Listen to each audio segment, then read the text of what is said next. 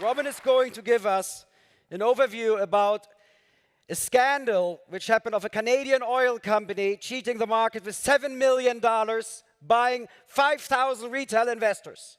The price per retail investors acquired with the scam is the same price Uber pays to acquire a driver. 700 million retail investors, 5,000 poor people, no institutional investors, individuals, believe the story of the scam. It's a scam. And the world knows it, but politicians don't speak up. We do, because we are not conflicted. We can do what we want to protect nature. Robin, over to you. Let's get wild. Thank you so much, Marco and team, for inviting me to be here. It's a pleasure. And hi from Washington, D.C. Can you hear me okay? Perfect. Perfect. Yes, well, thanks for the opportunity really to talk about a campaign that we are amplifying to really save one of Africa's most iconic wilderness areas, and an area that's critical to addressing the crises we're currently facing, the climate crises, biodiversity crises, human health crises, which are all related and have at their core our relationship with nature. So just a little bit about Rewild. We're really focused on nature-based solutions to these crises. We believe that the wild is the most effective solution, and that protecting and restoring the wild is our most most effective solution to these crises. So we're really a full force multiplier. We elevate the work and the voices of those on the front lines. We recognize that the partners, the indigenous peoples, the local communities, the conservation groups on the ground are the ones really doing the really important work. They often don't get the sort of recognition they should do, or get the platforms to showcase what they're doing. So we're really about connecting the dots with those with influence to protect the wild that's left and restore the rest. And one of those places, we have a team of scientists who works on identifying the Earth's most irreplaceable places for biodiversity. These are the places that really hold the key to addressing our most pressing crises. And protecting these places really should be at the heart of any sort of sustainable strategy or sustainability strategy. This is an incredible photo by Franz Lanting of the Okavango Delta.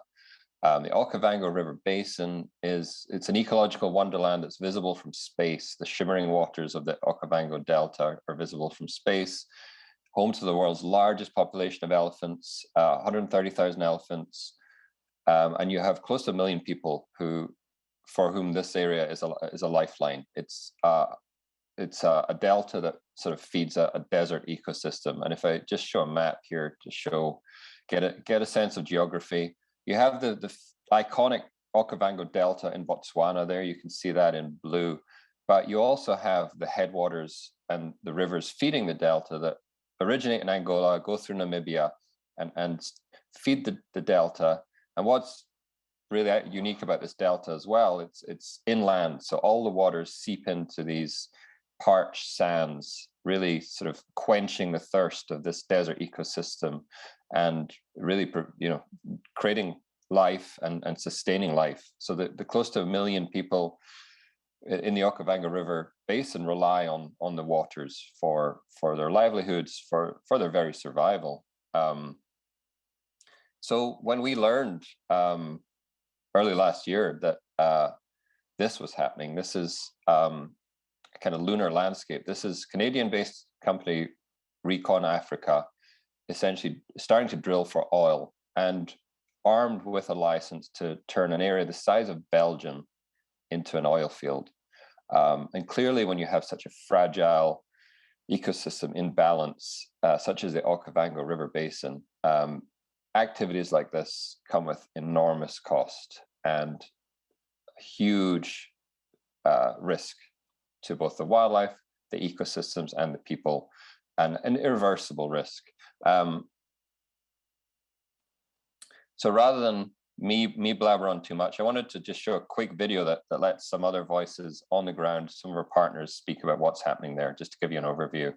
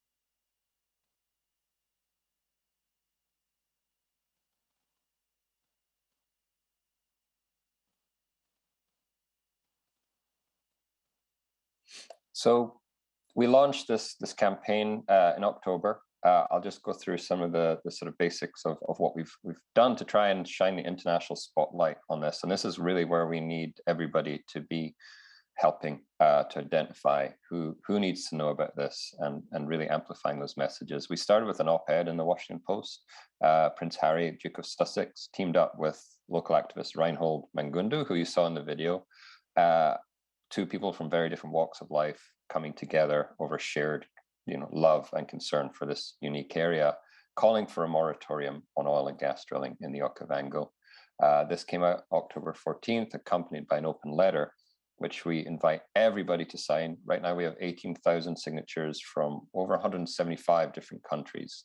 So people from 175 countries have come together and said, this is not acceptable. This is not the path forward. This is an opportunity to chart a different course away from fossil fuels towards more sustainable alternatives. The open letter invites people to stand in solidarity with the communities who are opposing this, calls for an independent public commission to examine oil and gas exploration, and encourages the governments, we want the governments to make the right decisions here to embrace sustainable alternative energy and to invest in a green economy. We've had key signatories such as Leonardo DiCaprio, Forrest Whitaker, Nemonte and Kimo, and many of the key partners on the ground. Leonardo DiCaprio handed over his social for a day to a local activist, Varushka Dumeni, young activist who's been very outspoken about this, saying no to oil and gas drilling. So for a day, she did a takeover of his Instagram. And what's been really encouraging is to see the local media really digging into this, really sort of being critical of the deal that's been struck, whereby this foreign oil company is benefiting, profiting by exploiting this incredible wilderness area, and Namibian people on the ground are seeing no benefits. They're alleging that it's lining the pockets of a few, while most people will be bearing the cost of this. Drawing on what's happened in the Niger Delta, where decades of just really pain and suffering from the local people caused by oil drilling. They've seen no benefits, and they've really reaped the cost. And encouragingly, a focus on renewables. Namibia and Botswana have announced, their aspirations to be a renewable energy hub for Africa and really have the potential. Namibia has 300 days of sunshine a year. They have the sun on their flag, solar, green hydrogen. They have incredible opportunities for investment in these energies.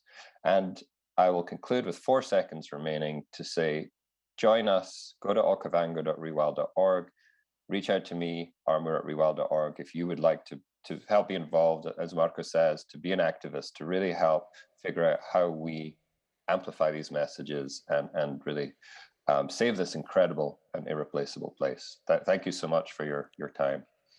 Thank you, Robin. And by the way, in Glasgow, 37,000 professionals, not one spoke up about this scandal. So 30,000 people accept it. So how can we let them manage our sustainability in the world when they are simply ignoring the biggest nature scandal of our history? That's the reason why I get involved. It's not okay to destroy the Okavango Delta before I traveled there.